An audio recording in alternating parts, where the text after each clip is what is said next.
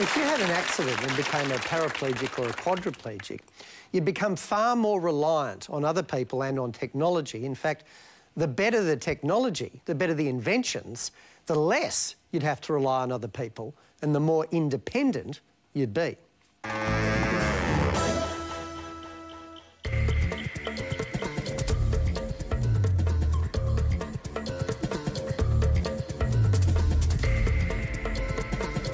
First I can remember Brian riding a motorcycle was this one, the 500 BSA, and he wasn't tall enough to reach the pegs or grab a hold of the clutch. I continued on with motocross and I made it to top 10 in Australia up until I landed myself in a wheelchair.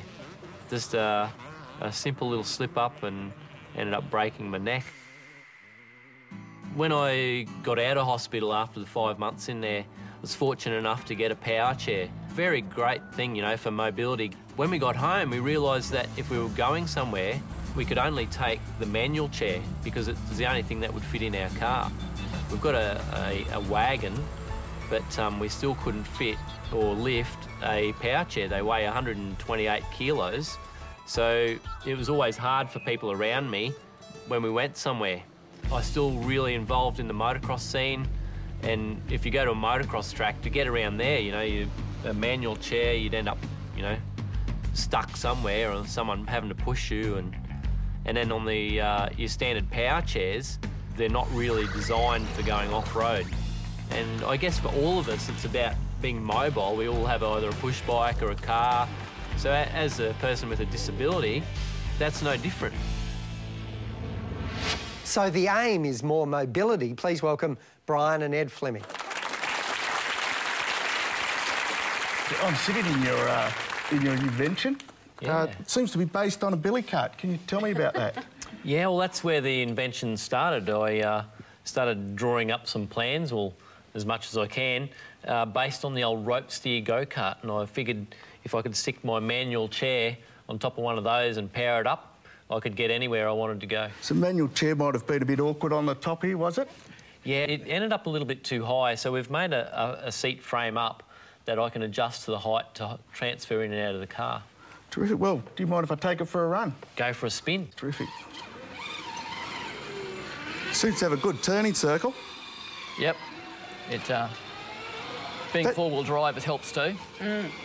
That's fine inside. How does it go outside? Well, it's four-wheel drive. I've stolen the mountain bike shock off my push bike and suspended the seat just to give a bit more comfort. Yes. And, yeah, it does go anywhere pretty well. Terrific. So through sand, we've tried it and up some reasonably good steep hills. It's got an accelerometer inside so it can sense tilt. So if it goes too far up, it beeps at you to say you're getting a bit steep. Terrific. I'll just jump out. Good job. Now, one of the things that makes this chair really exceptional is the fact that it can actually travel in a normal station wagon, right? Yeah. And so I was talking to Hamish, and Hamish has a power chair that's a lot bigger than this. Yeah. Now, we have the pack-up mode, so you can switch the little red button to a... Right. So it has a flashing light. Did you just run over your foot? I just ran over my foot. It's probably an advantage, by the way, that it's not heavy. Very much. It didn't hurt very much because this doesn't weigh very much. That's the thing. So Hamish has got a car that costs $130,000 to carry his chair around.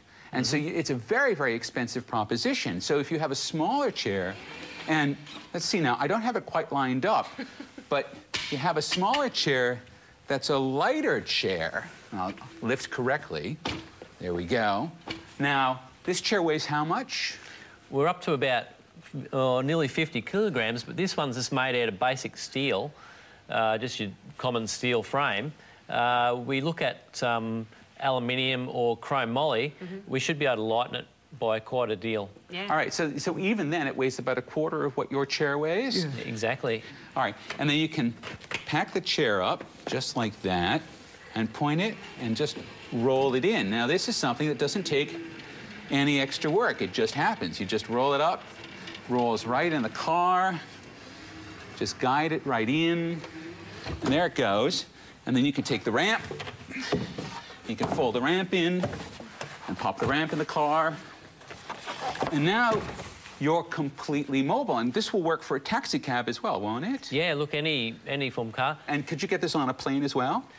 Oh, I can't see any reason why not. So you'd be flying with the flying chair. Oh, stop it. Oh, fantastic. I've noticed with my chair, the batteries don't seem to last long. What sort of battery pack-up have you got in it? We'll leave this to the technical expert here. It's a 24-volt, 16 amp hour, which in a small chair doesn't need a lot of power. About 2 hours. But the advantage with that one, it's on a sliding tray. You can slide the battery out, slide another one in seconds. And you mentioned the mountain bike suspension that you've popped in there under the seat, because they're solid rubber tyres, so that's going to get pretty uncomfortable going around. Is that as much suspension as you're looking at, or...? Yeah, look, you really don't need suspension all that often, but when you do, it is very useful. OK. We've got more than 100,000 people in Australia in wheelchairs. How many of those people do you think this is going to be some kind of solution for? Not only paraplegics or quadriplegics, but also people with mobility limitations. What's it going to set them back to get one? I'd really hope to see it under $10,000. And that sounds a lot, but when you're looking at your standard power chairs, you know, $12,000, $13,000 to $20,000 I've seen them. It's hopefully well under that. Great. Thanks, Brian and Ed, for bringing in the flying chair and letting me have a go. Yeah, no worries.